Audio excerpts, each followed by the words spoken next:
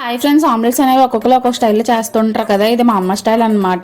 ఎంత correct exact కొలతలు follow చేసినా ఏదో మిస్ అయినట్టు అనిపిస్తుంది. ఎప్పుడూనూ పేరెంట్స్ ఉన్నప్పుడు బాగా చూసుకుని లేనప్పుడు బాధపడే కన్నా ఏదో వ్యూస్ కోసం సబ్స్క్రైబర్స్ కోసం అయితే కాదు, అర్థం చేసుకుంటారని అనుకుంటున్నాను. ప్రాసెస్లోకి వెళ్ళిపోదామా. ముందుగా ఒక బౌల్ తీసుకొని ఇందులో 3 కోడిగుడ్లనే పగలగొట్టి వేసుకొని బాగా బీట్ చేసుకోవాలి.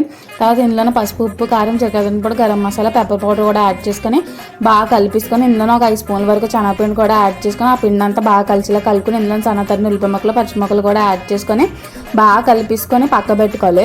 తర్వాత స్టవ్ మీద ప్యాన్ పెట్టుకొని ఆయిల్ వేసుకొని చిన్న చిన్న ఆమ్లెట్స్లా వేసుకొని 2 పక్కల కాల్చేసుకోవాలన్నమాట. ఈ వేడివేడిగా తింటే చాలా బాగుంటుంది. మీరు కూడా ట్రై చేయండి.